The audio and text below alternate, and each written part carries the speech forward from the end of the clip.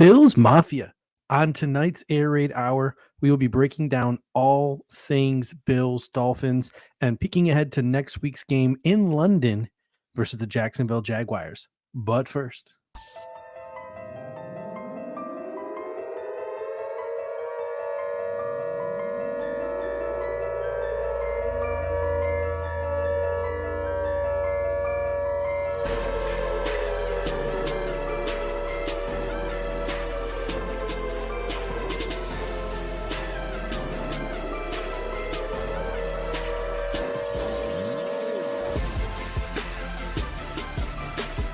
welcome to the Air Raid Hour, a Cover One Network podcast. Here are your hosts, Judge Mathis and Tilt Money. welcome in, ladies and gentlemen, to the Air Raid Hour. Things are always better on a victory Monday. I see the talk of the chat is already Daquan Jones and Ed Oliver, and Jessica Tennis coming in saying they need to extend Ed Oliver, or excuse me, not Ed Oliver. They already did that. Daquan Jones. We are going to get to that this evening for sure, as the extend Daquan Jones talk has been reignited. Obviously, some somber news. We're going to talk about Tre White a little bit. But before we get to that, Dave, a fun stat to start the show this evening. The first three teams the Denver Broncos faced this year played the Buffalo Bills the next week: Vegas, Washington, and Miami. All three of those teams came off wins against Denver, and then all lost to the Buffalo Bills by an average of 31 points. It shows the discrepancy between the league's best and one of the league's worst. The Bills are, and I think that statistic shows, really members of the NFL elite. Wow. Life comes at you fast if you're the Las Vegas Raiders, right? After week one, they were the only team that was 1-0 in the AFC West. And yeah, they look, honestly, Jimmy G or not, they look to be honestly one of the worst teams in the NFL this year. They have some nice players, but with Josh McDaniels running that show, I think it's going to be a battle for last place between them and the Denver Broncos in that division. But yeah, you're right. Do we get to play the Bears this week now that Denver just played them? But no, in all seriousness, it's really crazy to see that. But then you also get situations like last night, right, where you think the Jets are pretty much done. Zach Wilson, atrocious, right? Come out and then they hang toe to toe with the Chiefs, and outside of some, questionable officiating, they're right there. So you just never know. These types of trends in the NFL are interesting. That stat you just mentioned about the Broncos is interesting because in a league where like trends are bucked often, that's an interesting one to look at. So it's kind of a cool stat there. Jessica Tennis comes in and says, you see the meme out there? Yeah, there was a meme. I believe I retweeted it. It was of like, it was just like the Broncos logo over top of a person, just like sitting there watching a guy like beat up three people. And it was the Bills logo over the guy beating up three people. And it was the Commanders, the Raiders, and the, who was that third team that I just mentioned there? The Dolphins. So that was a funny meme that was out there. I believe I shared it. Another really interesting stat: the Bills have scored the second most points in the NFL through 4 games, 139 points. That's 35 points per game. And they have allowed the second fewest points against, with 55 points allowed. That's only 15 points per game. So we are scoring more than twice the amount of points that we are giving up. Another fun statistic from Ben Solak over at The Ringer today: the most recent NFL teams that had 3-game winning streaks where they won all 3 games by 37 points or more. These are the last 4 teams to do it in the National Football League. In 2023, the Buffalo Bills, week 2 through present. In 2022, the 49ers, week 16 through 18. In 2021, the Buffalo Bills, weeks 3 through 5. 27? It has to be 27 points, right? Not 37? I believe it said 37. Maybe it was 27. Maybe it was a typo on my part. And then the 2020 Bills, weeks 15 through 17. Whether it's 27 or 37, my apologies if I wrote it down wrong here. I don't know which it is. I don't know. It just illustrates how dominant the Buffalo Bills have been over these last 3 games, how fun this ride over the past 4 seasons has been.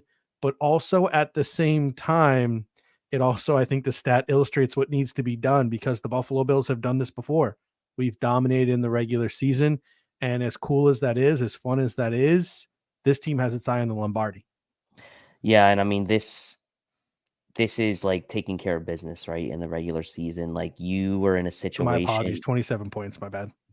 Yeah, you're in a situation where we talked about on the pregame. You go into this game, you are already a game behind the Dolphins because they were 3-0. You were 2-1. If you lose to them, you go 2 games behind them, and effectively 3 because you would be down the tiebreaker to them as well. So that would have been probably tough to overcome, as good as the Bills are. And I mean, the Miami Dolphins are still a very good team. So like that's just like an early season hurdle you don't want to have to fight back from.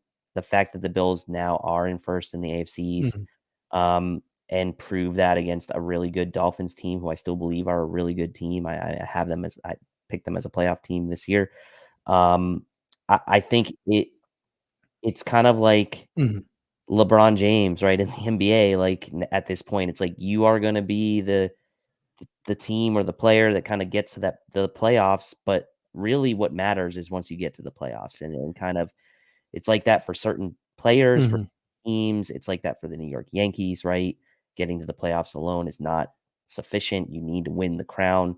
The Bills in a different situation, obviously, than the Yankees, but at this point, the Bills are going to be judged when we look back on this era of Bills football with Josh Allen on what they do in the postseason, right? I mean, records, statistics, all that's going to come along with Josh Allen, but at the end of the day, he doesn't want to be in the group of Dan Marino and Philip Rivers. He wants to be in the group of Aaron Mhm. Rodgers, Joe Montana, Tom Brady, right? I mean, so And things just got more difficult for the Buffalo Bills because, as good as they have been, some awful news that came down today. Tre White is out for the season with a torn Achilles. That injury he suffered early in the fourth quarter has been confirmed. There is no 2023 Buffalo Bills, in my opinion, as we know it, without Tre White. He was a foundational piece of this defense. He was the first ever pick by Sean McDermott. Sort of, he embodies the process and what it means to be a Buffalo Bill. And I don't mean to sound like I'm eulogizing the guy here, but it's a tough loss. And he was finally rounding back into all pro form after a 2021 torn Achilles, or excuse me, a torn ACL. It was hard to enjoy the fourth quarter on Sunday after seeing the way that Tre White reacted to that injury, tossing his helmet almost 15 yards. I mean, he knew it was bad. What are your thoughts? You know, in 2021, the rallying cry was "Win it for Trey." We failed to live up to that. I think once again that it's going to be the rallying cry in 2023. But what are your thoughts on this Tre White injury and news? it's just you feel for the guy, right? Mhm. And there's certain guys, and I know he's on a team we root for, but there's certain guys you feel for when things like this happen to them because you know they're good people. You know they've been so instrumental in building the foundation to what the Bills have here, and you kind of contrast that to a guy Mhm. like who's playing tonight who goes out early, and Jamal Adams, who has also missed a ton of time, but like you don't really feel that same kind of like empathy towards a guy like Jamal Adams, who's been kind of like a dickhead and like wasn't really part of the foundation of what Seattle did in all those years. Whereas Tre White is kind of the opposite of that, right? He was a foundational piece. He was the very first draft pick in the Sean McDermott era with the Bills. Um, Off the field, spectacular guy. On the field, obviously had his own style, which we really loved and sort of fit well, right, with this fan base. And you hope that he has a speedy recovery. I don't know what his football future will be. Obviously, he considered retirement previously. Um, but at this point, you just hope that he, in his recovery, and when he does recover, whether he comes back to play football or not, is Mhm. that we still see that same Tre White, that fun-loving guy that we've grown accustomed to over these years. And I think that this could be a rallying cry for the Bills this year. Obviously, it's still early in the season, but they are going to want to go out there and do their best for him because they know how pivotal it was him and Sean McDermott, right? In Mhm. 2017, right? Like those were the two guys that started this whole thing. Josh Allen wasn't there yet. Brandon Beane didn't come there until after the Mhm. draft. Those were the two guys. It's McDermott and White, and I know they have a special bond, and I know he has a special bond with the fan base of this team. And so, yeah, heart-wrenching. And you just hope that at the end of all this, he comes back in good spirits, whether that's playing football or not. Yeah, I mean, he had the ACL 2 years ago. We saw the mental toll that took on him. He's obviously now has an Achilles injury at the position that he plays. It's going to be very difficult to come back from. Even though Greg Thompson made a great comment in the Cover One group chat, it's like, guys, he's 28 years old. He's not. We're talking like he's 35. He's 28. So if he wants to come back from this, he can come back from this. But he has openly discussed sort of his aspirations outside of football, and it makes you wonder if this could be the end of the road for Tre. But whatever he does decide to do, obviously Bills Mafia is going to be behind him 110%. And you mentioned being one of those foundational pieces in 2017, Jordan Boyer, Micah Hyde, they were part of that foundation in 2017 as well. And how about Jordan Poyer, the consummate teammate, riding the cart with Tre White back into the locker room? You could see how upset that Tre White was. We said and thought last year that we saw the end of an era, and we never thought we would see Poyer and Hyde play again when Micah Hyde went down with his neck injury.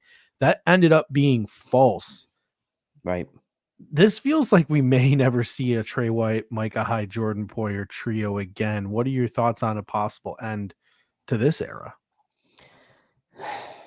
Yeah, I mean, a lot of things got to kind of fall into favor, right? Like Micah Hyde needs to obviously play beyond 2023, right? He's not under contract beyond this year. Obviously Tre is, and Jordan will be back for next year, assuming everything kind of works out. But like at this point, we don't know if Tre wants to come back, if he wants to rehab and try to make it all the way back. Like, what's that timetable going to look like? Obviously, we saw, and it's a different injury, but we saw with the ACL, he took his time coming back, and there were some mental hurdles for him to clear post getting back to full health physically, right? So there's a lot to overcome, I think, here mentally as well. I don't know. We'll see this trio on the field together. Again, you hate to see it end this way if it does end this way. So perhaps like maybe there is a one last sort of ride here if Micah Hyde comes back for another year. We'll see, right? We'll see. Yeah. And as RJ says Hyde needs to come back for one more year. He looks good so far. Tre coming back would be a good reason too. So yeah, who knows? Maybe Micah Hyde and Tre White can kind of feed off each other there. And if like Tre's kind of in Micah's ear saying like, yeah, I'm going to come back and, I'm going to rehab hard and be back. And then maybe Micah Hyde has incentive to kind of try to come back for one more year as well. So we'll see. Yeah, Alex King coming in saying Tre's injury will really test McDermott, his ability to coach players like Elam and adjust the defensive scheme accordingly. So that's the next question here is, where do the Buffalo Bills stand at cornerback? Obviously, they have Christian Benford, who's day-to-day with a shoulder injury. They have Dane Jackson. They have Kyer Elam. So they have the three guys who started in place of Tre White while he was out rehabbing his ACL injury last year. On the practice squad, they have Jamarcus Ingram, but he did go down in practice last week with an ankle injury, so that's something we need an update on. And they have Kyron Brown. Remember, they lost Alex Austin, our 7th-round pick, a boundary cornerback, to Houston on cutdown day. He was waived and he was claimed by the Houston Texans. So what are your thoughts on what remains for the Buffalo Bills at the boundary cornerback position? I see a lot of people advocating for trading for a corner. I've seen from the outlandish to trading for Patrick Surtain to the just plain stupid of trading for Patrick Peterson. I've seen the full spectrum of idiocracy on social media, and no one's trading an all-pro, and I don't want a washed up corner. There's nothing wrong, in my opinion, with the three guys that we got. People have been craving for Kyer Elam to get a chance. This could be it for him. Yeah, and I mean, look, I'm with you on that. I think, look, unfortunate Alex Austin didn't, want this to end up being a move that we look back on and regret anyway. But Jamarcus Ingram, like, depending on the severity of that injury, you figure at some point maybe he would get the call up.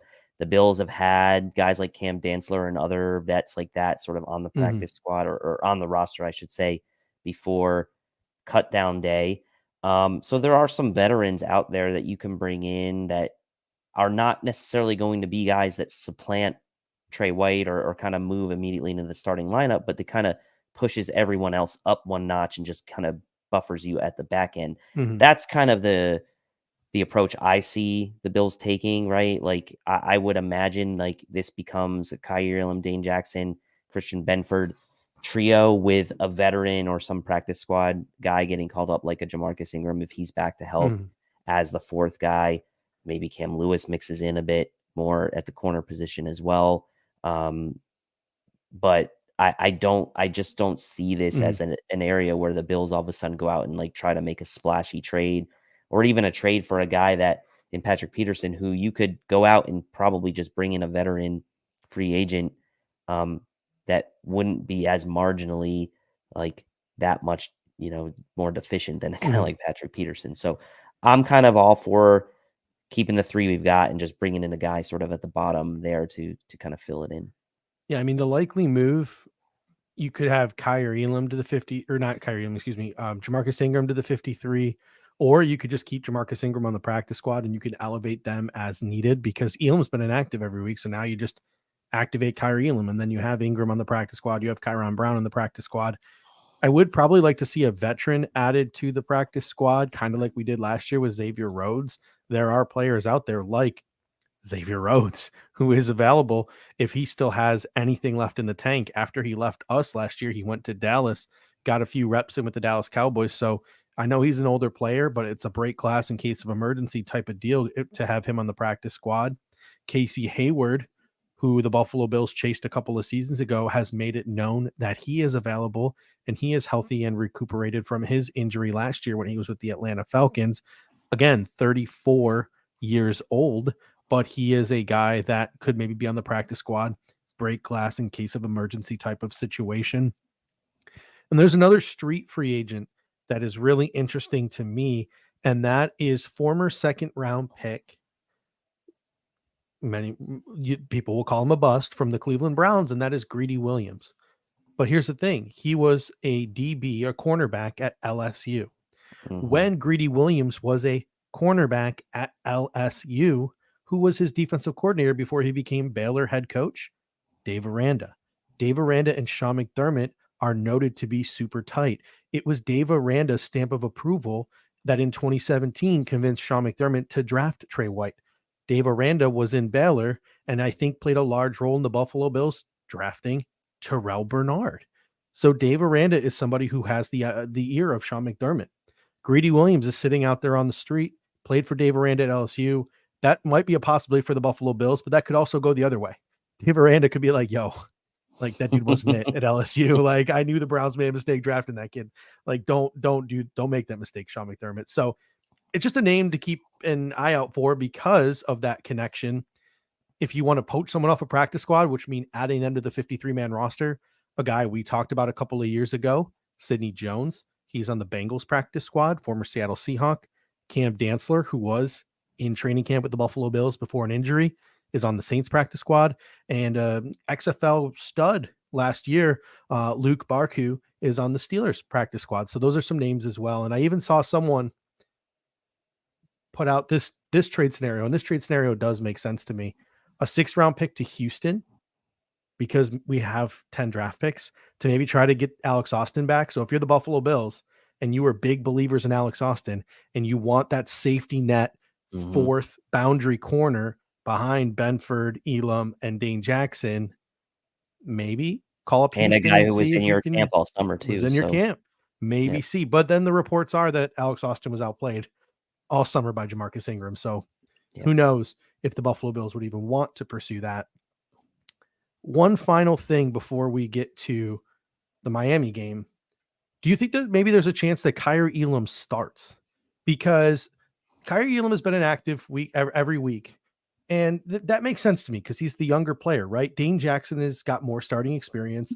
Dane Jackson's maybe the more veteran, heady, savvy player. I think maybe he does have a little bit more faith of a guy like Sean McDermott. But if you look at it, the job of Dane Jackson the first 3 weeks of the season is to come off the bench cold, like he did when Christian Benford got hurt. You probably don't trust Kyrie Elam to come off the bench cold. But now that we're starting fresh, there's no Tre White. This person is getting all the reps in practice. This person is starting the game, going from start to finish, not coming off the bench cold. Could this be a realistic opportunity for Kyrie Elam not to be the 3rd corner, but to maybe start over Dane Jackson? Uh, that's an interesting thought.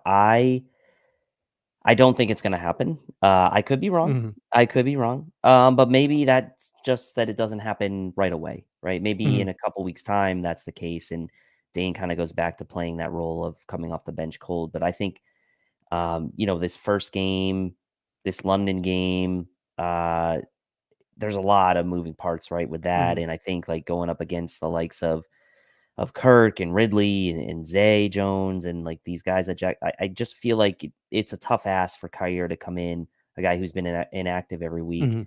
and he all of a sudden starts. So I'm not saying he won't like eventually, but I my betting money would be that he wouldn't, at least for this week.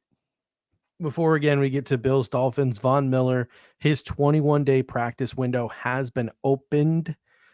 Defensive line, unlike last year, has been downright dominant without him. My prediction is you don't see him Sunday night until we face the New York Giants and Brian Dable. What is your prediction on when we see Von Miller, not just in practice, but we see him in a game? Well, his Tre White situation certainly makes things interesting from a roster gymnastics standpoint, right? Because in theory, Mhm, Um, Tre White moving to the IR frees up a roster spot on your 53-man roster.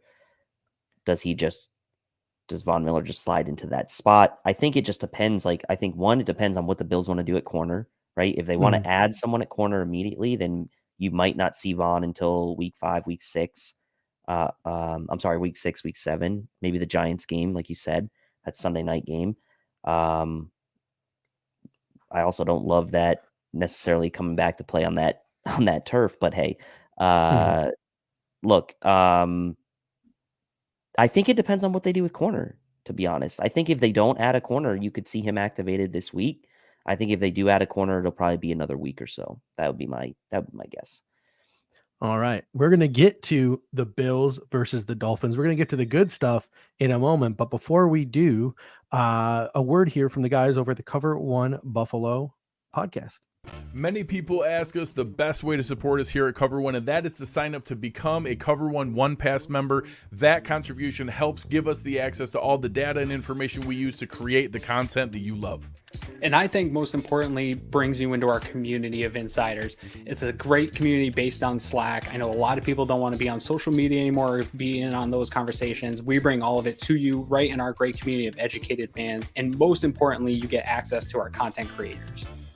Even better than that, everybody loves merch. You get awesome t-shirts, a cool decal, and a letter from the Cover One team signed directly to you.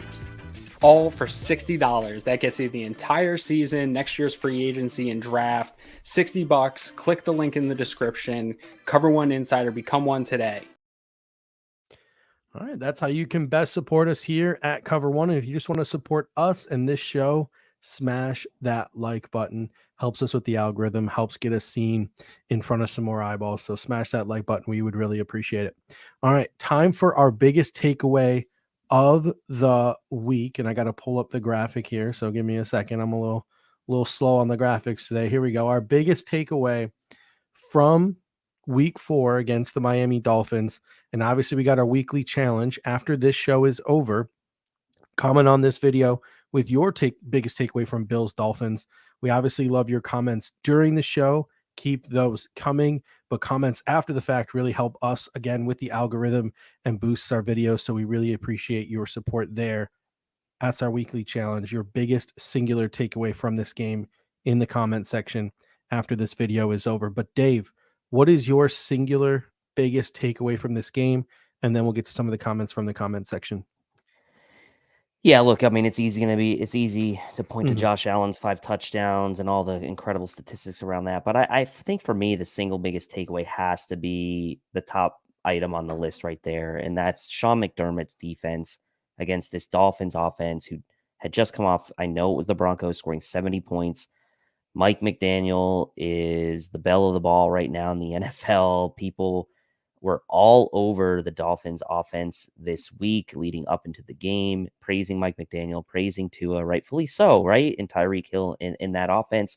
We saw what Achan and Mostert did a week ago. Like, yes, it was well deserved praise, but Sean McDermott said, wait just a minute now, like pulled the Lee Corso, wait just a minute, and said, I have something to say about that as well. And yes, it was a bit back and forth there in the first quarter, trading blows. But then it was Sean McDermott who came out on top in the chess match between him and Mike McDaniel, calling the plays on the offensive side of the ball for the Dolphins and proving that defense can still make a huge difference in winning football games in the NFL. It helps when your offense does put up 48 points.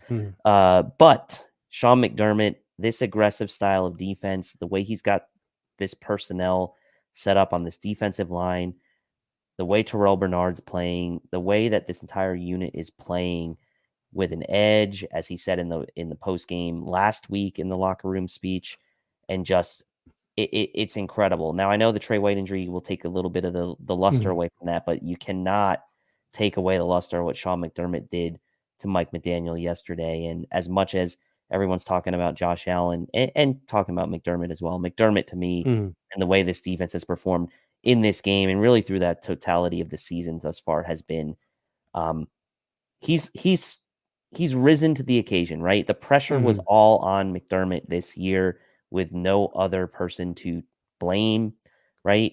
And it's incredible, right? And so for me, the single biggest takeaway for me in this game was that performance of that defense starting in the second quarter. Yeah, I mean, that defense has allowed on the season points on only 10 of 42 drives. That's 23.8%. That's fourth in the NFL. They're downhill, they're fast, they're aggressive, they're flustering quarterbacks, and they are getting turnovers. Roy Collins comes in. Says the biggest takeaway is that Josh Allen is still the Finns' daddy, and I got some fun Josh Allen statistics coming up in a little bit. Charles G comes in and says, when Josh is on, the Bills are unstoppable.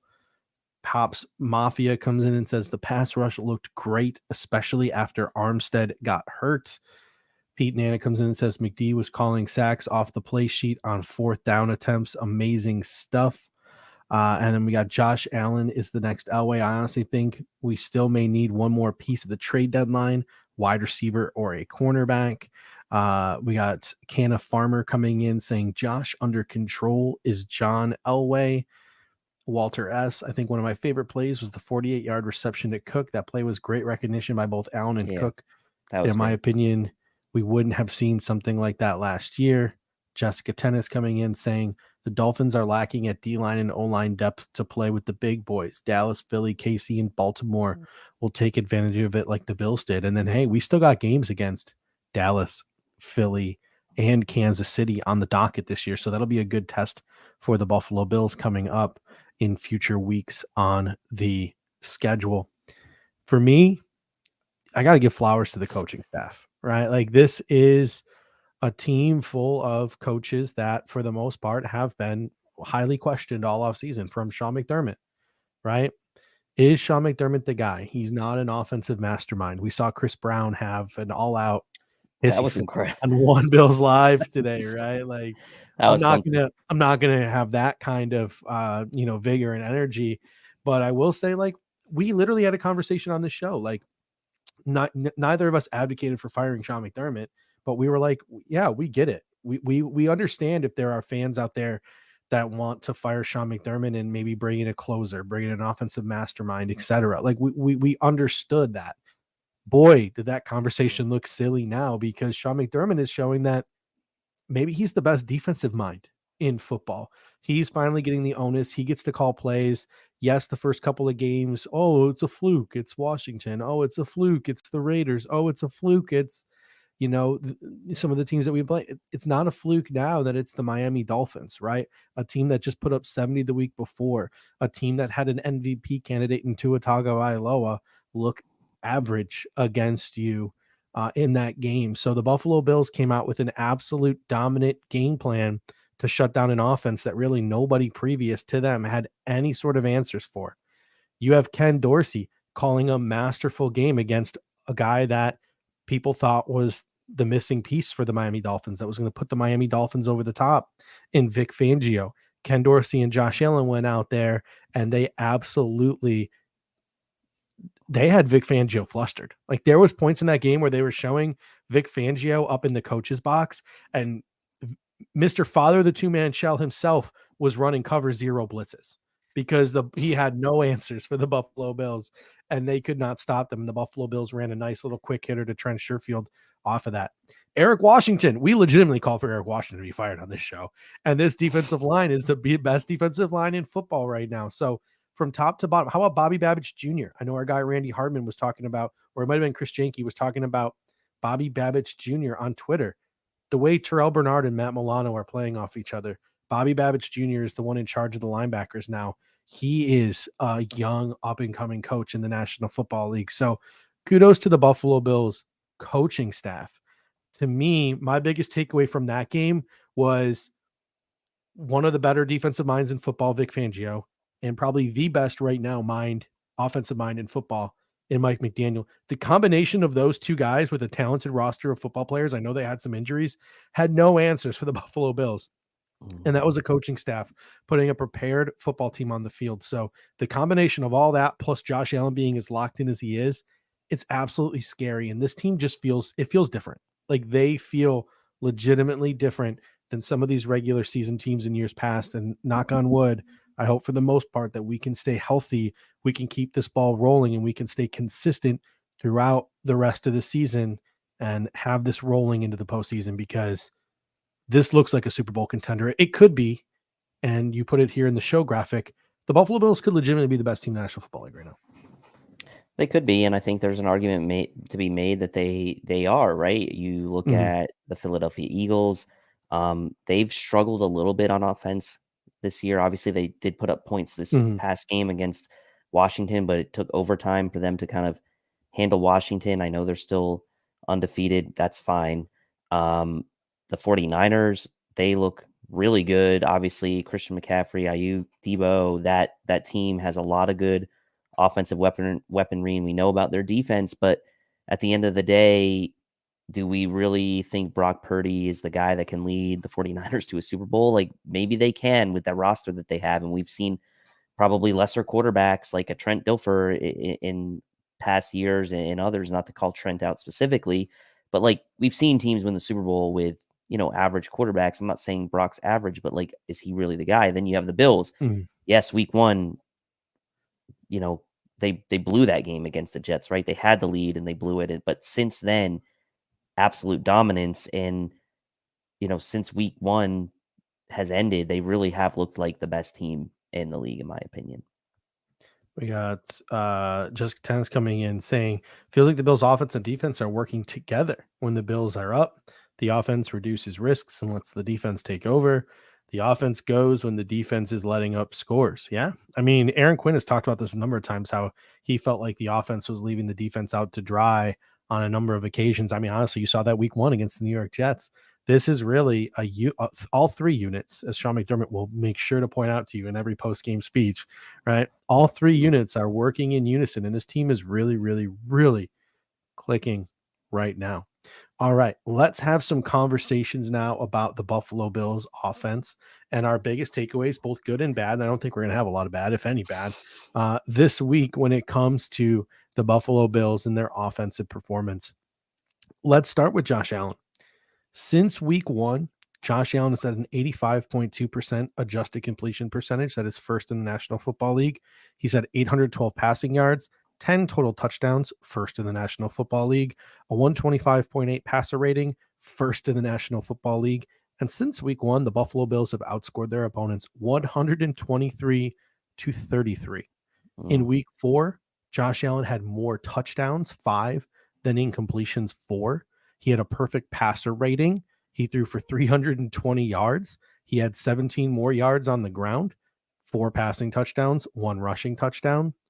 In his career versus the Miami Dolphins, Josh Allen is 10-2 with 3,947 total yards, 39 total touchdowns, 7 interceptions, and a 109.2 passer rating. Third game yesterday in his career for Josh Allen with 4 touchdown passes and 1 rushing touchdown. He is the third player in NFL history to do this 3 times, joining Drew Brees, who's done it 4 times, and Aaron Rodgers, who's done it 3 times. Josh Allen is going to absolutely own that record by a wide margin by the time his career is over. Josh Allen is the second player in NFL history to have at least 300 passing yards, 4 passing touchdowns, a perfect passer rating in a game, joining Aaron Rodgers, the only other quarterback in the history of the National Football League who's ever done this. He did it in week 7 of 2019. Madden curse be damned. He has been the best player in the NFL since week 2. He is the MVP frontrunner right now. And a lot of national pundits are looking like total idiots right now for hopping off the Josh Allen bandwagon after week 1. Yeah, they are. And obviously, like, what was it? He had fewer incompletions than touchdown passes. So it's like, that's pretty incredible. I mean, look, since week 1, he has really been, and we said this going into the Vegas game, he's been deliberate. The play calling has been deliberate. So I give a lot of credit to Ken Dorsey as well. But Josh Allen is really taking what the defense is giving him. But the thing is that we've seen him do this in the past. It's not dink and dunk, right? Because like there are plays where he is going like either off script or going down the field. We saw it last week to Gabe Davis. We saw it again this week where he kind of like, I think it might've been Charles that mentioned that play that where he kind of floated it over to James Cook, and that ends up being like a 40-yard play. So like there's big chunk plays out there still staying kind of within yourself. And like we said, and like I said in the pregame, using your legs is kind of like the X factor as opposed to kind of forcing the ball, doing that as well. Like, yeah, he only had 4 carries for 17 yards in this game. So my hot take didn't come true. But one of those carries was that incredible, like, design touchdown run to draw up the right side. And to me, that was like totally in control. Obviously offensive line helping him out a ton this year. And a lot of people are making those comments in the comment section as well. But I think really week 1, and I can't remember who said this in the comment section. It might've been Pops or someone else said that loss could have been the best thing that happened for Josh Allen and for this team this year. Get it out of the way week 1 and really kind of self-reflect and realize like the best version of myself for this team is when I'm playing within myself and really being calculated with when I take my chances down the field. And so what can you say? I mean, the guy's playing like an absolute stud. Speaking of playing like an absolute stud, Stefon Diggs, 6 catches, 120 yards, 3 touchdowns on the season, 31 catches, 399 yards, 4 touchdowns. That's almost 100 yards per game. That means he's on pace for almost 1,700 receiving yards. And I'll tell you what, like, didn't look miserable at all on the sidelines. Didn't look like he wanted to be traded.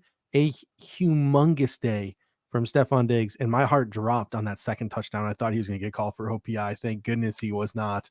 And that touchdown. Well, and when counted, you but the longest watch the replay, it wasn't even close. It wasn't even close. I think that was the longest I've ever gone between seeing the Buffalo Bills score a touchdown and showing like joy and celebrating. I think that might be a record. I waited the entire time for that signal that it was not a penalty on the Bills.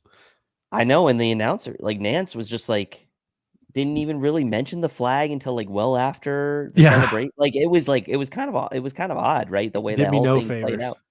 But then you kind of heard the crowd cheer and Romo, like Romo's, whatever you want to say about Romo, but he's always pretty good about knowing like what the penalty is going to be. And like, it was.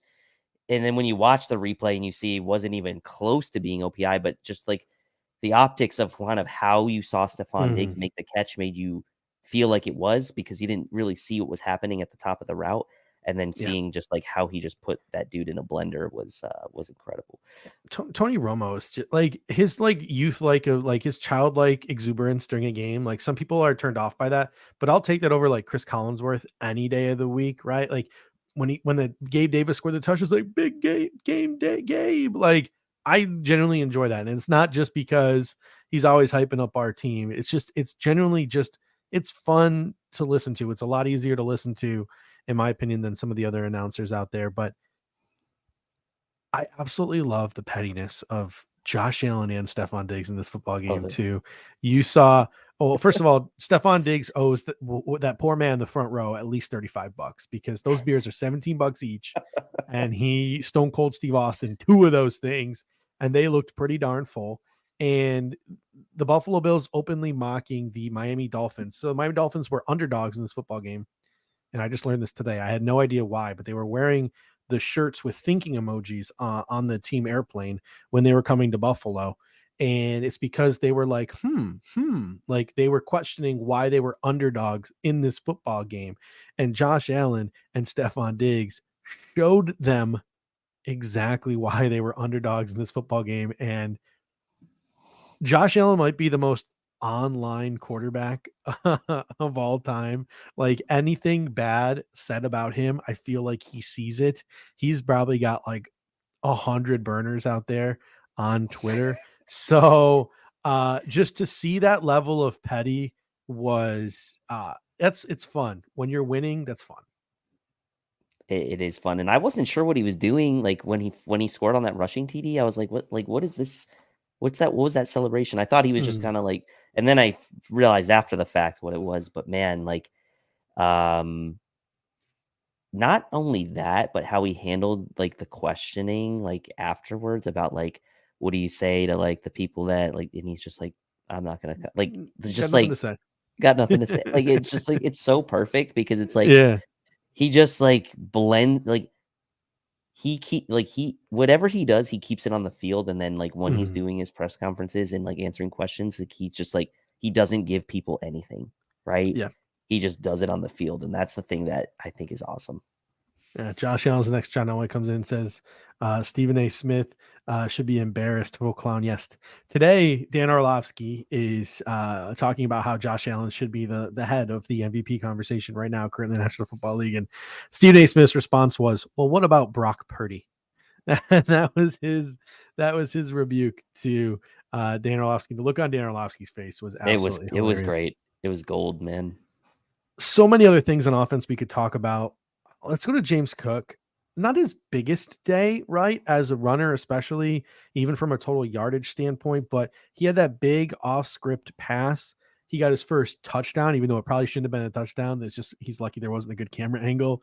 But other than that, he was pretty well held in check, but at the same time, James Cook is on pace for, and thanks to shout out to Sports Rock Ryan Sullivan for digging this up. He's on pace for 1,258 yards on the ground and 1,751 scrimmage yards this season. What a blessing, and what a boost he has been to this Buffalo Bills offense. It's just something different that we did not have last year, even though we had James Cook on this football team last year. Yeah, and there's a clear difference in talent, right? To James Cook in year 2 compared to what the Bills have had the past couple years. And this is not a knock on Devin Singletary. I like Devin Singletary a lot. The Zach Moss experience obviously didn't work out, but there is a level of talent that James Cook has that those guys didn't have. And now with this hierarchy and this trio we have in the running back room, it's not a question of like, Zach Moss had a good game last week. Is he RB1 now? Oh, Devin Singletary had a good game. He's the RB1. Like, remember those conversations? Yeah. It's not, that's not even a question, right? These guys have their roles. Latavius popped off on a couple nights. Damian Harris salted some first downs away. Like these guys have their roles. They're playing them to perfection. I think to me, it's a perfect blend of running backs we have in the room with James Cook leading the way. Still had more than twice as many carries as the next closest guy. He had 12 carries, 29 yards, was stymied for most of the day, but they were still giving him some chances, right? And like 12 carries in a game like that, where it's like it's very much like an up and down the field type of game, it is not that bad, right? So I think we are very fortunate to have James Cook. As much as I was annoyed listening to Tarico and Collinsworth last night, sort of spice up Isaiah Pacheco a bit. Like I kind of feel like that James Cook is doing that for the Bills now, right? Like what Isaiah Pacheco is doing for the Chiefs. So obviously different styles a bit, but like the Bills have a legitimate running back threat now. And in the Josh Allen era, it's always been more like very, very heavily skewed towards the passing game. And it still is, but now you have a legitimate complementary running attack with a talent of his caliber. I think my favorite comment on social media last night was Isaiah Pacheco is not the kid, was the kid that neighborhood parents would never want to give candy to, because like he just like the way he runs, it's just so like I love the way Isaiah Pacheco runs. But yeah, it's he had a good night last night for the Chiefs, and James Cook is having a really good season for the Buffalo Bills. And you mentioned the compliments, right? Murray, 4.5 yards per carry, 2 touchdowns. Harris, 4.2 yards per carry and a touchdown. 36 combined carries. That's 9 per game between the two of these guys. Perfect complement. They helped the Bills run game today when maybe Cook was fighting it a little bit. Murray specifically with a couple of big plays, one big run on one of the opening drives and one big catch as well. Just the perfect role players. And this Buffalo Bills team, Tony Romo mentioned it, they're doing things to opposing defenses that they could not do in years previous. We're going to get to the offensive line in a second. Guys like Osiris Torrance are contributing to that. And it's opening up a lot of things for the Buffalo Bills in the passing game, because honestly, what we're seeing is defenses having absolutely no answer for whatever the Buffalo Bills want to throw at them, whether it's in the running game or the passing game. Yeah, and I said, I said going into this season, and I don't think it's an exaggeration, right? That the weapons, the offensive personnel that the Bills have this year, 2023 roster, legitimately could be the best collection of offensive personnel Josh Allen gets in his tenure with the Bills. Like it sounds weird to think about, but if you think about like how rosters change and churn and change over time around these teams that have had elite QBs, and you look at like Drew Brees and the Saints had gone through their ups and downs, and like Brady had taken less money, and you look at Peyton Manning even with some of those teams on the Colts, like there was times where like the rosters around those guys, like they were the ones that kind of brought everything together, and this could legitimately be the best talent that Josh Allen has around him in his tenure. When we look back on it, all said and done, we can look at 2023 and say this was the best collection of talent he had around him. And that doesn't necessarily mean you win a Super Bowl in a year like that. And it doesn't necessarily mean you don't win one in another year, but certainly seems to be aligning for the Bills to make a really good run at it this year if things continue this way. And honestly, the biggest difference between this year and last year is the fact that the Buffalo Bills they might not be elite, but they have a solid offensive line in front of Josh Allen. And Pops Mafia comes in and says, how about some love for Connor McGovern? What a free agent signing that has been thus far. I think he might have been fighting the injury a little bit in the Jets game, got off to a little bit of a slow start. But since then, I mean, Deion Dawkins has been a dog, right? Connor McGovern, been a dog. Mitch Morse, dog. Osiris Torrance, man, he's like 3 dogs in one. And even Spencer Brown, absolute dog, right? Absolute dog. David Edwards coming off the bench, dog. Ryan Bates coming off the bench, dog, right? This team, they're a bunch of dogs up front. This is the best offensive line that Josh Allen has probably ever had in front of him, and it's paying huge dividends.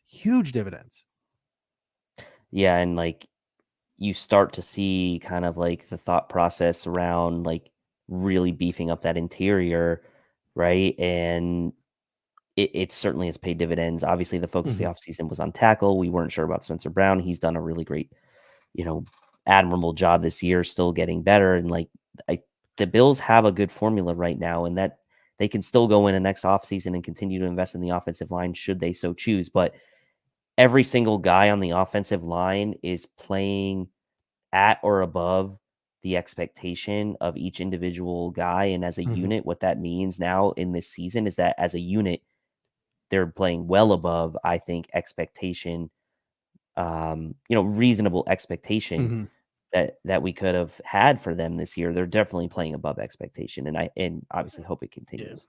I mean, I haven't had a chance to look at the advanced statistics yet, but we certainly get online. We get on social media today. We already see Eric Turner cutting up clips of Deion Dawkins owning Bradley Chubb, right? Star pass rusher of the Miami Dolphins. We see Osiris Torrance just completely holding a guy like Christian Wilkins in check.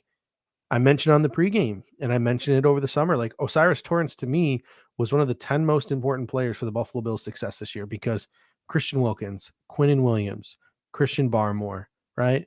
If we get to the playoffs, or not even the playoffs, in the regular season, we're going to face Chris Jones, Jordan Davis, right?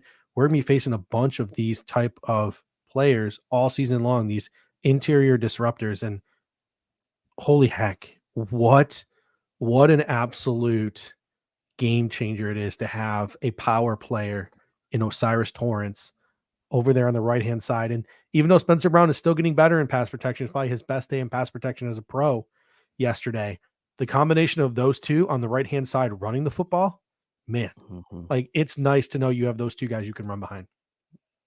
Yeah, I mean, we thought about this being like a changing of like identity or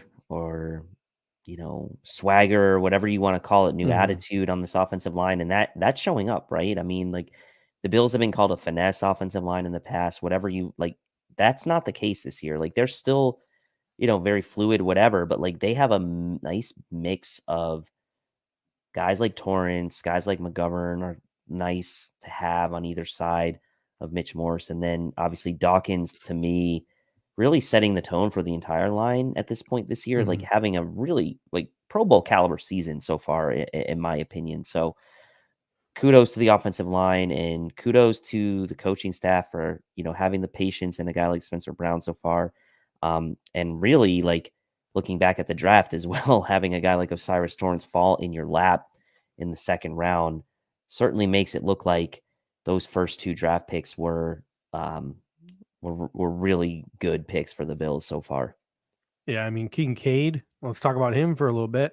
4 catches for 27 yards. Obviously not a killer stat line, but he made a couple of nice catches in this football game. And Eric Turner was online posting, he just be patient. And he cut up one of the clips of Dalton Kincaid's catches over the middle of the football field. And he was like, listen, like what they just did on this play right here with Dalton Kincaid is what they had done for 3 years previous with Cole Beasley. Like, be patient. It's coming.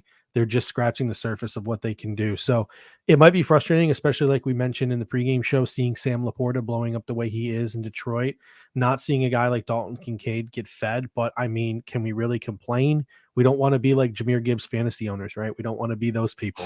We don't want to complain when the offense is humming the way that it's humming. So be patient with Dalton Kincaid. He looks like he's going to be the real deal. It just hasn't come to fruition on the football field yet, but 4 for 27 for him. He's passing the eye test. Like there's no doubt about it. There's not a question of talent or ability here. It's just like the Bills have so much weaponry right now between Davis and Diggs and Cook out of the backfield, and even getting guys like Hardy involved in some of these.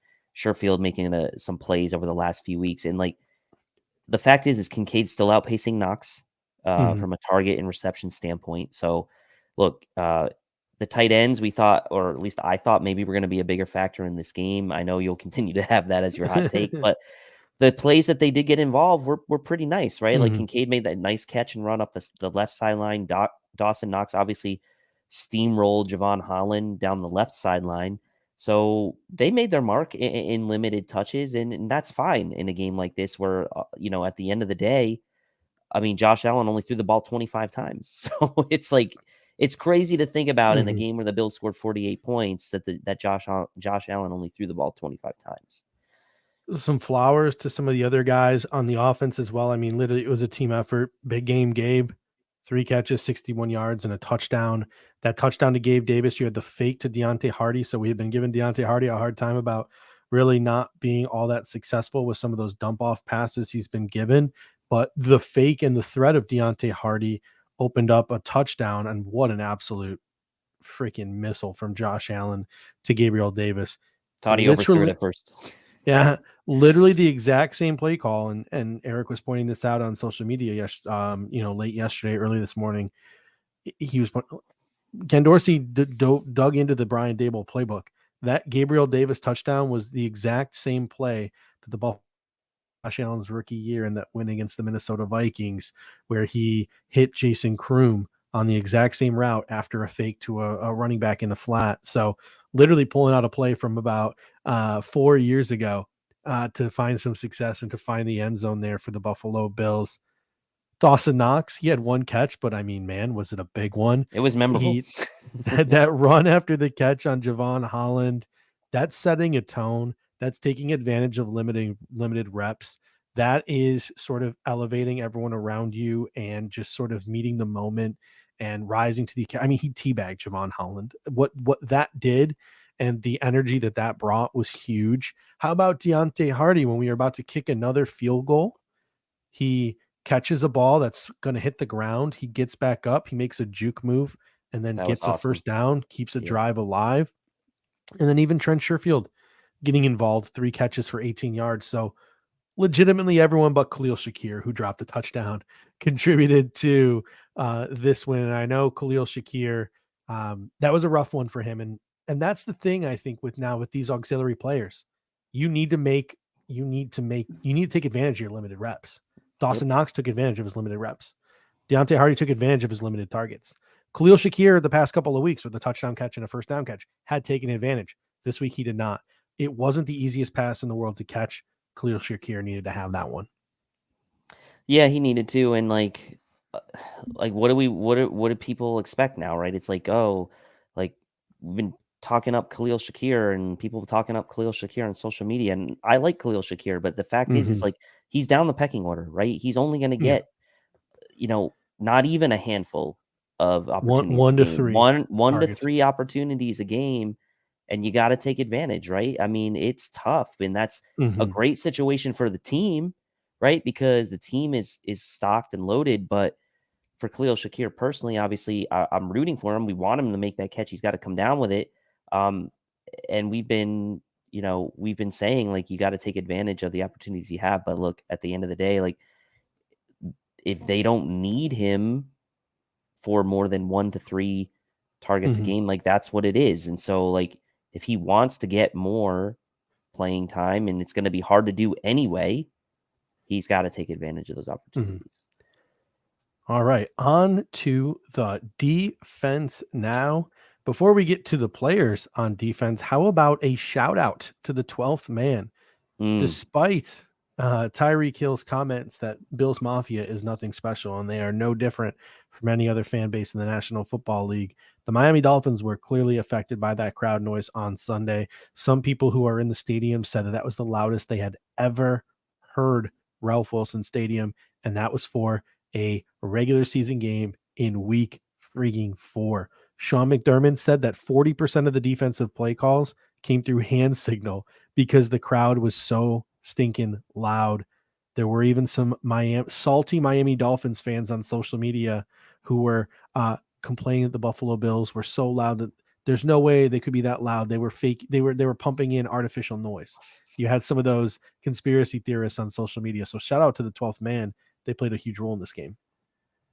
Yeah, and I mean, obviously that was something we had talked about in the pregame, right? And like having that emotional sort of uplift as well with DeMar being back. Like there was a lot of energy in the stadium, and as Pops knows, he was there obviously, and you could hear it even coming through watching it on TV. You know, obviously I wasn't there, but like there are times where you can tell that even on TV, if you were at the stadium, it's like, it's incredible to know that that's the energy.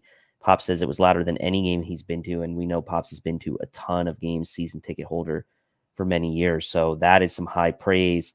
And the Bills needed that, right? This was a big game early in the season. Jim Nantz even alluded to that before the game started. So, man, looked like great weather as well there at the stadium. So what a great just overall atmosphere to be there at the game for that one.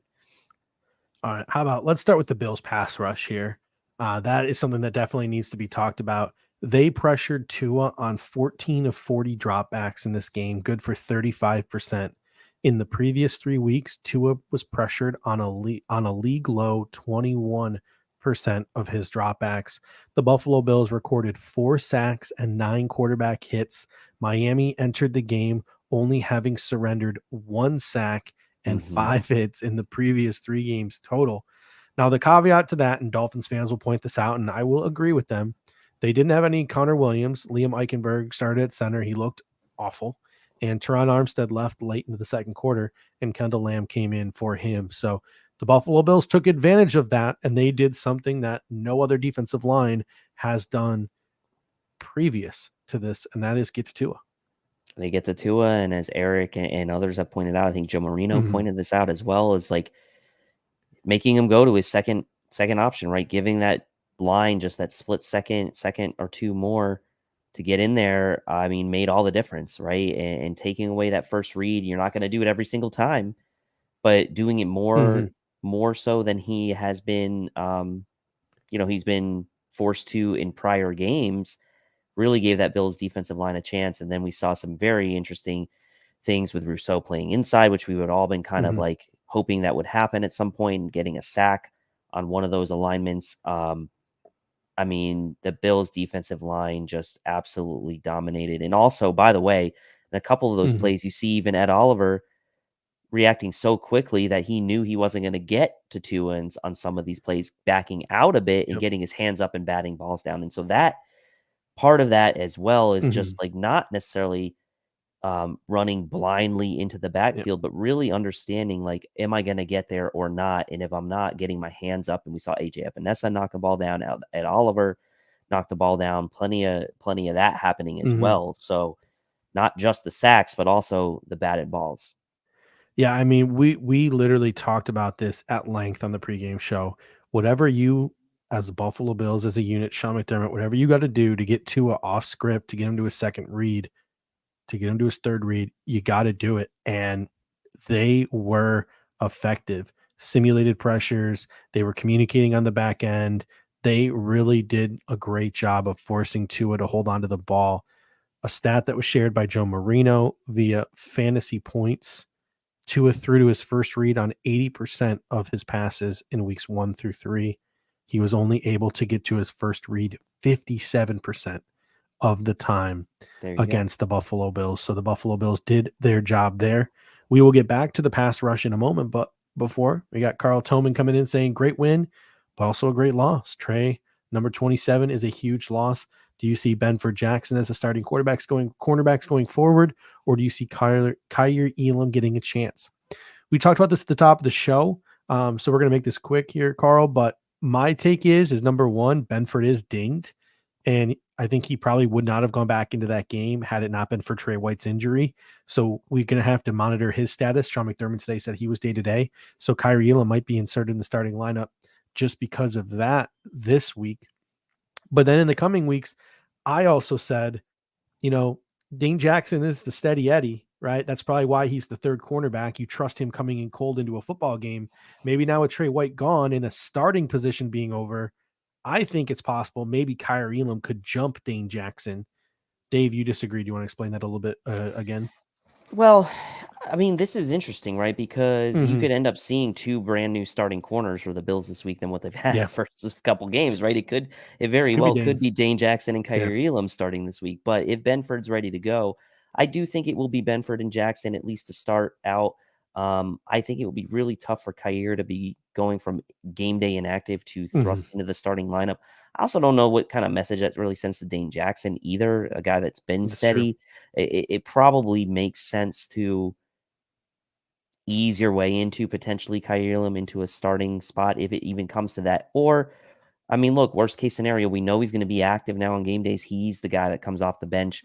I like your point, though. Like, it's maybe easier for a guy like Dane Jackson to come off the bench if need be, but like, I don't know that you can play with that mindset, right? Everything Sean McDermott's been this year has been aggressive. And I think like playing with that mindset's almost like expecting that you're going to have to use that third guy. So like, I don't know. I think it's going to be Dane Jackson and Christian Benford as the guys, with barring health, right, to Benford. That would be my prediction. All right, let's get back to the Buffalo Bills pass rush. They have so far this season generated pressure on 46% of their snaps. That's second in the NFL. They have a 12% sack rate. That is first in the NFL. They've blitzed on only 16% of the plays this year, second lowest in the NFL. But as people like Greg Tomset point out, this is Sean McDermott simulating pressures. Just because they're only rushing four guys doesn't mean that they're necessarily not blitzing, because four guys are coming from the Buffalo Bills, but Sean McDermott is doing a great job of never letting you know what four guys are coming. Right. And it has ended up in great results for the Buffalo Bills this year. They have the best defensive line in football right now. Yeah, and they don't even have Von Miller back yet. So that's the scariest thing about it. Just waves of guys, good obviously documentation of the rotation and the snap count percentages, like just waves of guys coming in. This, I think, is what probably Sean McDermott envisioned in Brandon Beane envisioned with Sean McDermott sort of stamp on like what he wanted to do with this defensive line in past years and doing this rotation and having these waves, but they never really quite got the personnel right. It was either like forward Carolina guys like Mario Addison, or it was guys like Quentin Jefferson who maybe weren't like a fit or had to play out of position because of injuries to other guys, or Star Latulele, who they envision as like the kind of one tech that really Daquan Jones has just absolutely blown out of the water compared to what's so they got the personnel right. And so that in combination with McDermott calling the defense, I think that's where you see this could really be the best defensive line in the NFL. Speaking of the best defensive line in the NFL, let's talk about and let's give out some individual accolades. Daquan Jones leads the NFL in pass rush productivity rate. He has been insane through the first 4 weeks of the season. And I mentioned this on previous podcasts, like not even looking at the data, just the eye test. When you're watching the game broadcast, he's just in the backfield so darn quick, and you notice it's so darn much. 2.5 sacks through 4 games. It's official. We are reigniting a movement that we did not start this movement. We've always been supporters of this movement. We didn't start it. Extend Daquan Jones. This movement needs to be reignited. This guy needs a new contract before the season's over. Yep. Give him the same 2-year deal he got. Maybe even give him a few more bucks, right? Like, I don't care. Give him 2 for 15 at this point. Like, I want him back. It's very evident that the money that the Bills thought they were investing in the return that they were hoping they would get with Star didn't pan out, but you could see what their intention was with it, right? And that intention has now transpired into Daquan Jones, right? And like, he's the guy that clearly fits and is clearly at another level above of what Star was, right? And so this being as important as it is to whether it was Frazier, but obviously McDermott's defense, it's still hugely important. You need to get this guy back in the mix for the next couple of years. Ed Oliver, 71% snap share on Sunday. He is 6th in the NFL this year in pass rush productivity rate, 3 sacks through 4 games. Again, whether it's pass rush or it's run defense, he is making game-changing plays. He is just noticeably different than the other defenders, or not the other defenders, just the players on the field. He is having an all-pro season and completely outplaying that contract. Oh yeah. I mean, he's outplaying it, and whatever you want to say, right? Like, he got his money, but usually what will happen, it's not every case, but like in most cases, the story ends up being, oh, the guy didn't play up to his contract, right? That he got, right? They paid for his potential or his past performance, and it didn't pan out. He is playing above what the Bills paid for. The Bills took a chance on signing him, right? Because he hadn't shown this level of consistency in the past. He had shown flashes and he had very dominant moments, but he has been dominant throughout 4 games so far this year. And I don't see any reason why we would think that wouldn't continue at this point. Like, he has been consistent this year, and 4 games is a pretty good sample size. I guess I get it. There's been some subpar lines he's gone against, but like, you've got to dominate subpar competition if you're an above average to elite player, and he's done that. So in my mind, kudos to Ed Oliver. Plus, he's just, to me, like I said, it was never about anything of him off the field or as a person. He's a likable guy, in my opinion, and so easy to root for. I'm happy for him. Jordan Phillips having a great year. Tim Settle making plays. Shaq Lawson making plays. AJ Epinesa, Kingsley Jonathan, all flashing as well. But how about another guy who is going to get paid soon? And that is former first round pick, Gregory Rousseau, 25th in the NFL in pass rush productivity from the edge this season, 3 sacks through 4 games. He's on the precipice, it seems, of joining the NFL's upper echelon edge rushers. He's never going to be up there with the Myles Garretts or the Bosas of the world, but I can envision him over the course of the next calendar year entering the top like 8 to 15 conversation of edge rushers in the National Football League. He just looks like he's about to enter a different level out there. Yeah, he kind of like, I don't know. He kind of like fits maybe into like the Cam Hayward or Cam Jordan, like like that type of like realm of defensive end. Like he's not going to be the guy that gets 20 sacks, right? But like No. he is going to be the guy, like you said at the beginning of the season, that can get you 10, 12 sacks, contribute immensely in the run game, bat down balls, like line him up inside, line him up outside. Like he's going to get paid. I mean, at this rate, I don't know what the market value really A should be lot. for him, but he is going to cash in. And like, I think the Bills really need to make him part of the future because as we know, not a lot under contract beyond Von Miller on this defensive line beyond 2023. And this is a guy that is a core to you. He's a first round pick. He's playing incredibly well, and you need to make him part of your future.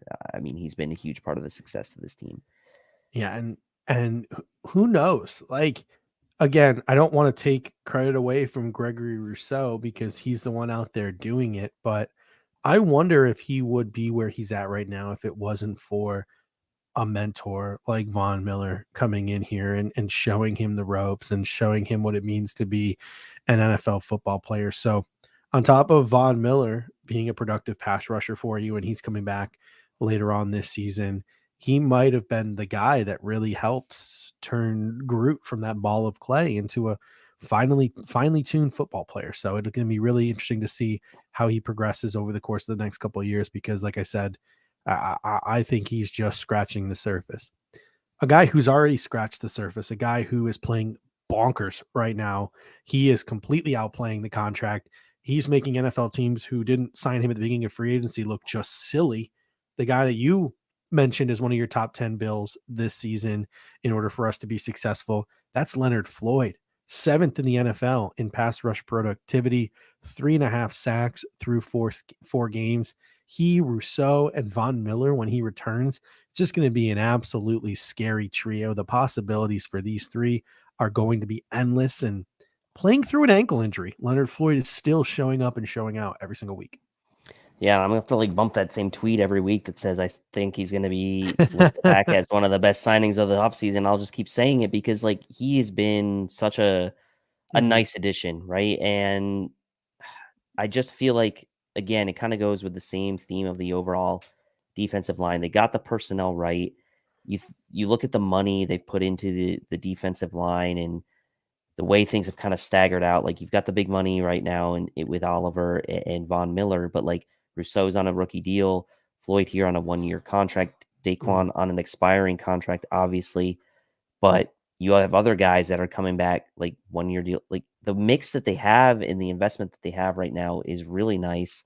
I would make Leonard Floyd a part of future plans as well. Like not necessarily like going to be like a huge multi-year deal like Rousseau, but like I feel like another 1 or 2 year deal for Leonard Floyd should be in the cards, or at least to be in consideration. The Bills really need to figure out what they're going to do on the defensive line investment wise, like I said, beyond 2023. So it'll be really interesting to see if Floyd is part of those plans. But one thing's for sure, he's going to be playing motivated the rest of the year because he's going to want to get that bag next year. So let him keep it up. And man, when Vaughn comes back, that's going to be really fun. Milano and Bernard, these guys are playing so effortlessly off each other. Tony Romo mentioned a couple of times on the broadcast, he's like, that looks, Matt Milano looks like, Fred Warner out there, right? Like they kind of look like Fred Warner and Greenlaw and what they have done in San Francisco for that defense, which is super, super good. I mean, they're playing fast. They're playing downhill. Their threats as a blitzer. They can drop into coverage. Milano had 10 tackles yesterday. He forced the fumble on Raheem Mostert, and then Bernard, ball magnet, Terrell Bernard, as Greg Tomsett would say, he recovered it. These two are just working so well in unison. It's only been 4 games, but I mean, they're playing off each other like Hyde and Poyer have played off each other for years. It's been a revelation for this defense. Yeah, how would you like your nickname to be Ball Magnet? That would be I don't know about that one, but It's Nard Dog, so no, you don't have to worry about that. it's Nardog. I mean, yeah, I mean, all pro Milano, right? Again Mhm, this year. I mean, we talked about like the offensive line performing above expectation. We talked about guys performing above expectation, but to me, when you look at this roster and you talk about performing above expectation, like it has mhm, to start and end with Terrell Bernard, right? I mean, like he has been absolutely phenomenal this year. McDermott, obviously, I think having a big factor in that, taking over play calling, putting Bernard in position to succeed based on his traits, using him in a way mhm, that kind of obviously maximizes his best skill sets. And I think this duo, I mean, Nate Geary said it earlier today, like could be the best zone coverage linebacking duo in the NFL right now, which is just wild to think about how far the needle has moved up on Terrell Bernard from before, before training camp to now, right? It's just incredible. And like, look, there's going to be moments where, he's going to have mhm, some bad plays, but if you think about it, like, I mean, the good is just so outweighing any kind of negative right now. So mhm. he continues to splash. He's making those plays we clamored for years with Tremaine Edmonds, and it's not a knock on Tremaine, but like he's splashing, and that's what people want to see, and he's making impactful plays. Jessica says, do you two think Milano was held back by Edmonds because Milano felt like he needed to defer to Edmonds, but is playing completely free this year? Um, I don't know, because I feel like Milano isn't necessarily the guy that like wants to be the like I don't Mhm. know. I don't get the I sense that like Milano like I necessarily think it's wants the spotlight. I think there's a couple of things here, right? I think number one is they're more interchangeable now because what Yeah, Milano that's true. excels at, Bernard excels at. So they're both threats as a blitzer that maybe Tremaine Edmonds wasn't. They can both really drop back into the coverage in disguise. And two, you also have the Sean McDermott factor as well. So maybe Sean McDermott would have used Tremaine Edmonds differently had Sean McDermott been calling the defensive plays last year. And maybe some of the plays that Terrell Bernard are making Tremaine Edmonds would have made.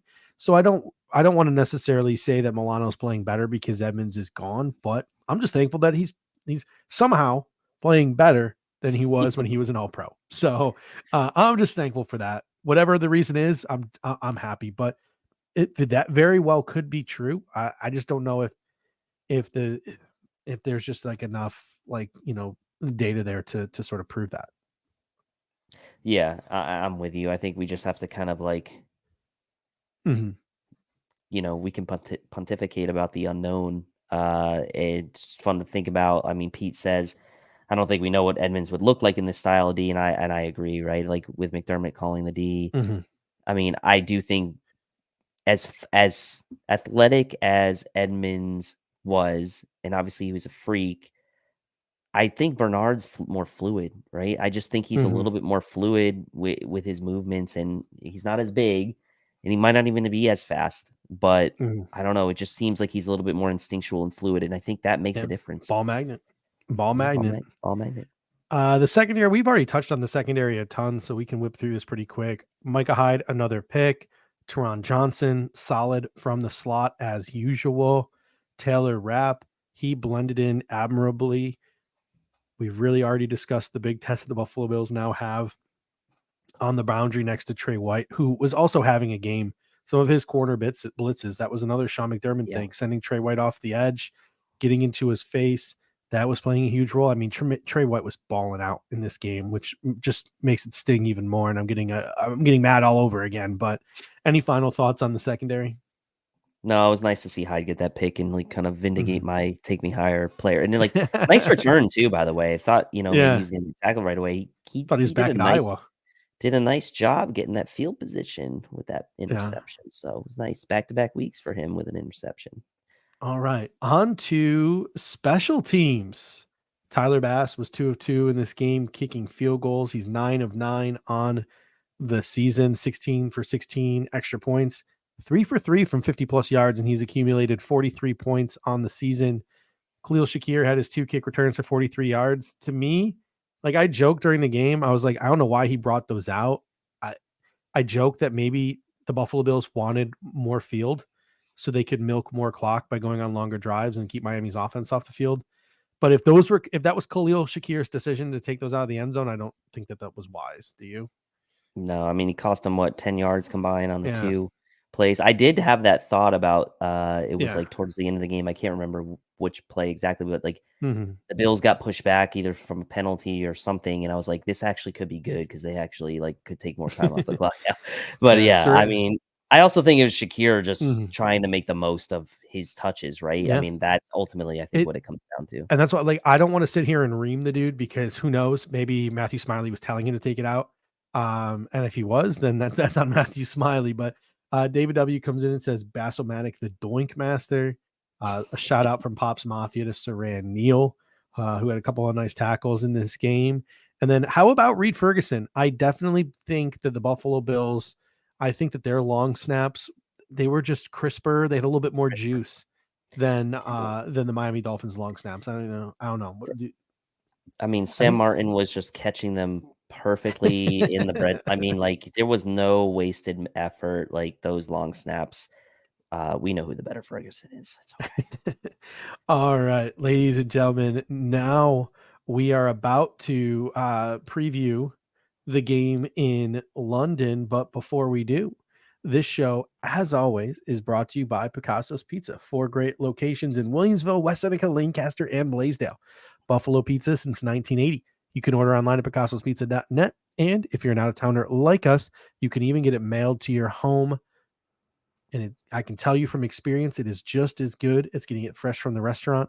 Again, that is picassospizza.net.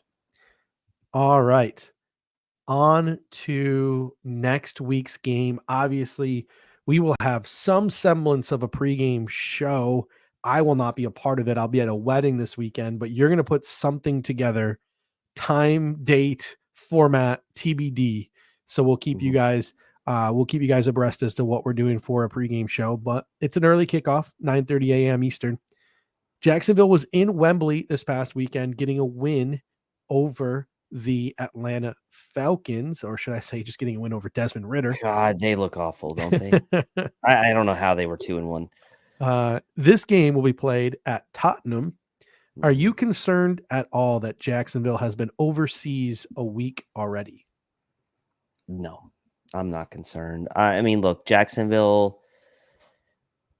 you think about going into the season with that division. It's funny, like all the teams in that division right now are 2-2. Like it's a weird division.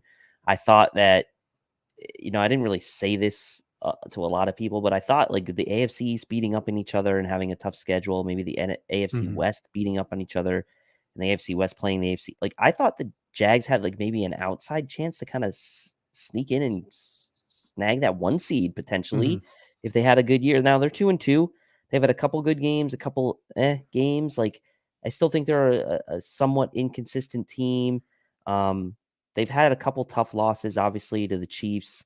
And this past week it's whatever. Like I just don't know. I just don't know that the Jags are a team that is easy to predict. I don't think they're elite, but I do think they have some elite players, and I do think they have a lot of skill position talent on offense, and they have some nice defensive players. So I don't think it's a team we can take lightly, and I don't think the Bills will, because that loss to them not last year, but the year before. We gotta get revenge. Gotta get revenge. Meyer's not even there. We still just need to get revenge. Yeah, you gotta get revenge. If I'm Sean McDermott, I'm just putting like Urban Meyer fatheads throughout the entire locker room the entire week, just everywhere the Buffalo, like put them on the doors of the hotel rooms, everywhere the Buffalo Bills go. I just want them to see the image of Urban Meyer, and I want the image of Urban Meyer to be ingrained in their noggins. Pos Mafia comes in and says, is this the stadium the Bills modeled the new stadium after? I don't want to say that they modeled. I think it's inspired, and it's the same architectural firm. So yeah, as you're watching this game on Saturday, it's probably going to be similar vibes to what you'll experience from the Buffalo Bills new stadium when it opens in 2026. One interesting thing that I noted from the Trevor Lawrence postgame interview was when he was being interviewed by the ESPN Plus reporter. I apologize, I do not remember which reporter it was. He mentioned that the team would be switching hotels because the Buffalo Bills would be taking over their hotel this week. He sounded kind of salty about it. did the Buffalo Bills give the Jacksonville Jaguars some fuel? Well, and also I think like maybe this is a way to offset them for them being there already, right? And you said, are you concerned with the Jags being overseas for a week already? Well, this is going to put them out of the routine. You have to start up again. I mean, it's probably a coincidence, right? I mean, like the Jags. Little gamesmanship from the Buffalo Bills. I mean, I guess it's like who's in charge of the reservations here? Like whoever did that within the team. Like if you're the Jags, like you got to know you're going to be there 2 weeks in a row. You got to book that well in advance, right? So I'm sorry, but that's just poor planning if you're the Jags traveling secretary. So I mean, look, sorry, I don't feel bad for you. On offense, they have obviously Trevor Lawrence at quarterback. They have Etienne at running back. They have Calvin Ridley, Christian Kirk. Maybe they'll have Zay Jones, question mark for him because of an injury he missed last week. He made the trip to London, but it's not a guarantee he'll play this week. And they also have Evan Ingram. The biggest gripe I'm seeing on social media about the Jaguars offense is their reluctance to take shot plays down the field, which is usually a telltale sign that there's a lack of faith in the offensive line. But they do have Cam Robinson returning this week from his 4-game suspension. So that'll kick Anton Harrison over to right tackle. Cam Robinson will return at left tackle. This is a game where the Buffalo Bills defensive line is once again going to be key. They could have themselves a day once again. And quite frankly, this Buffalo Bills defensive line for this week, especially, I think they need to take some of the pressure off the secondary for a while as they readjust to life without Tre White. Got to take some pressure off, and obviously this game against the Dolphins should give them plenty of confidence that they can do so. Calvin Ridley should be a guy that the Jags are taking shots down the field too, right? I mean, they have guys like Christian Kirk and Calvin Ridley who can stretch the field. Like Kirk's been used a lot.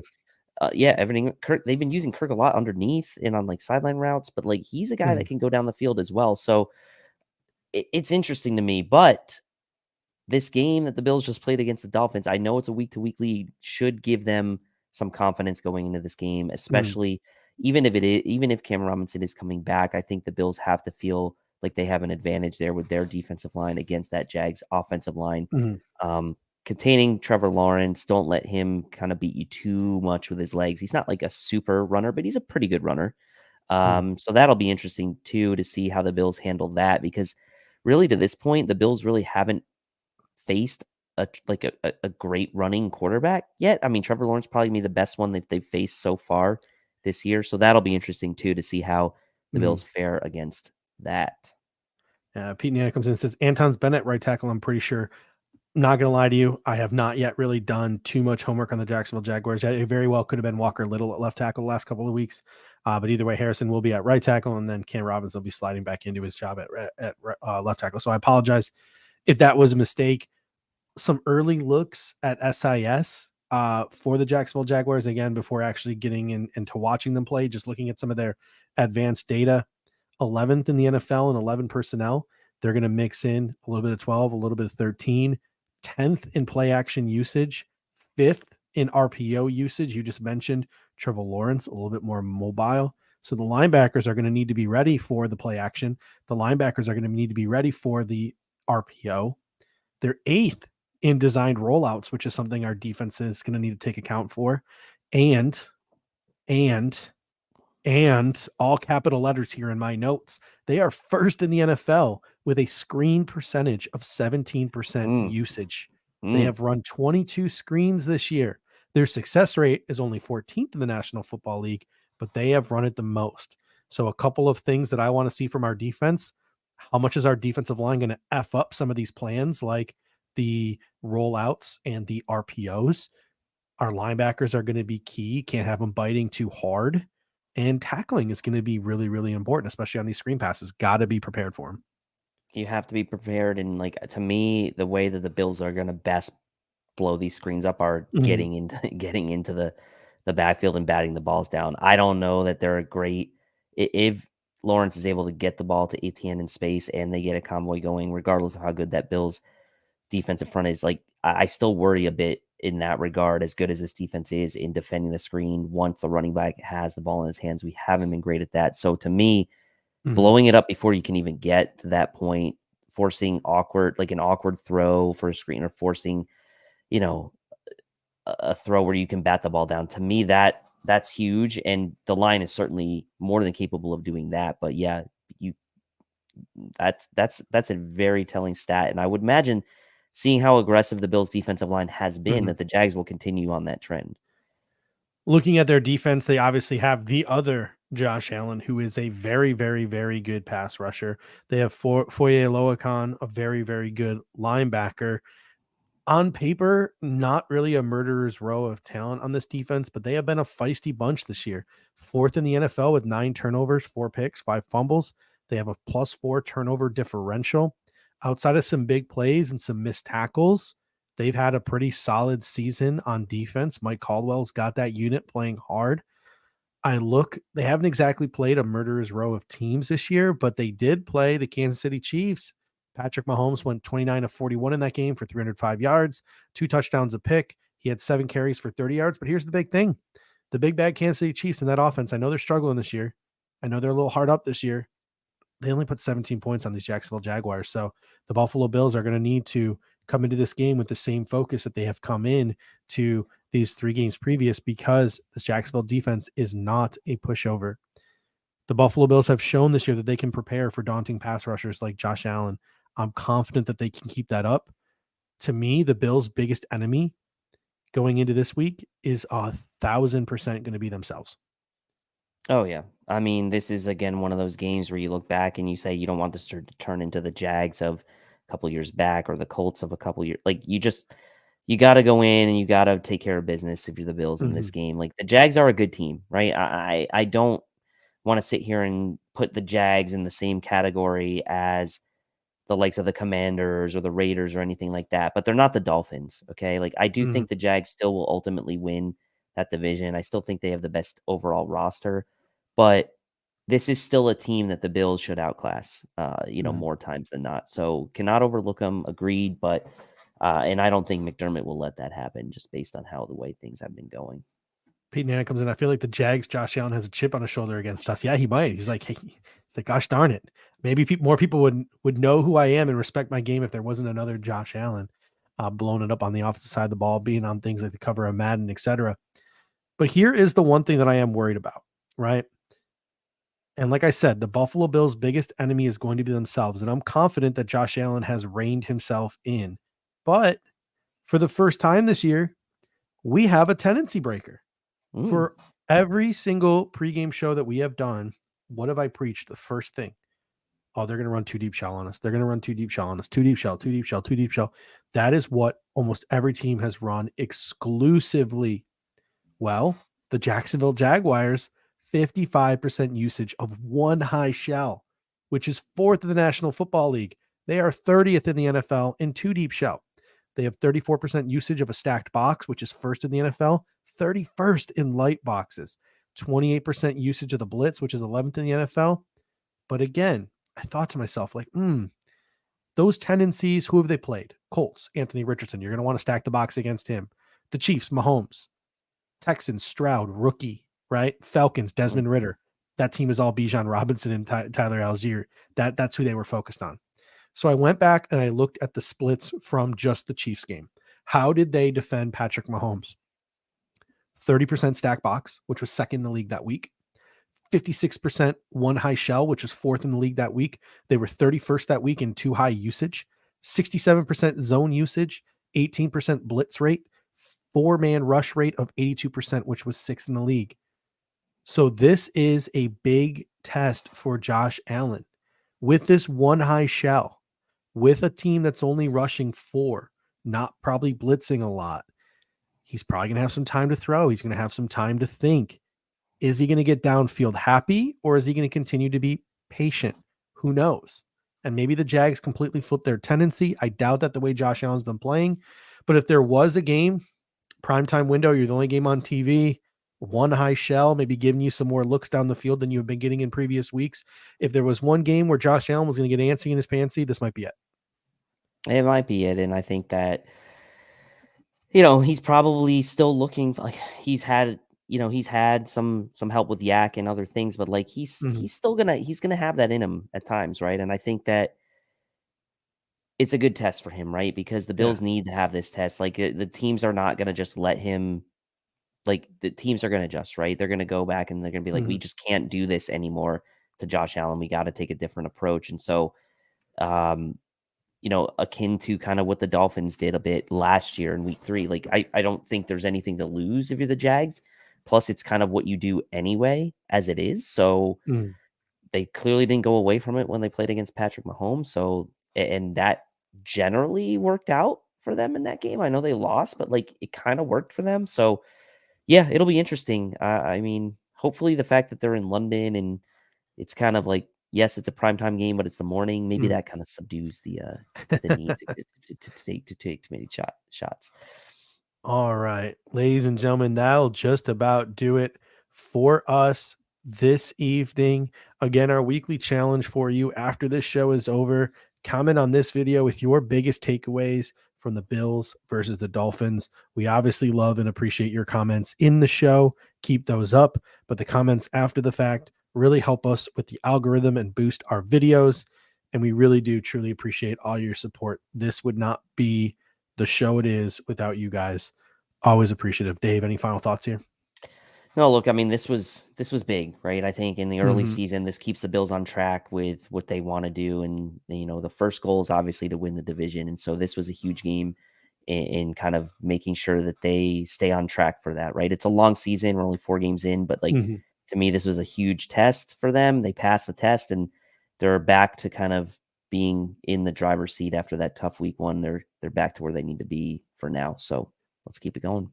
All right, ladies and gentlemen, set your reminders for this weekend. Check our socials just because, again, we're still TBD on how we want to approach our pregame show with the Buffalo Bills kicking off at 9:30 a.m. Eastern time on Sunday. I will not be a part of the pregame festivities as I will be out of town at a wedding. I'm so thankful that YouTube TV now has Sunday tickets so I can just watch this game from my hotel room at 6:30 a.m. on my phone.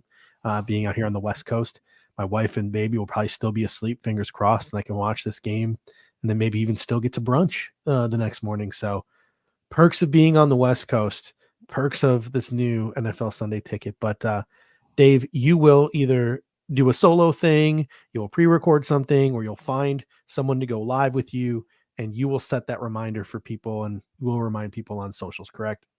Yep. I'll figure that out probably in the next day or so, what I'm going to do. And more than likely, we'll either do something and release it maybe Saturday sometime. Saturday live action? Yeah, I don't know if it'll be live, but we'll do something where we give some people some time to get some pregame fixes in before the early start on Sunday.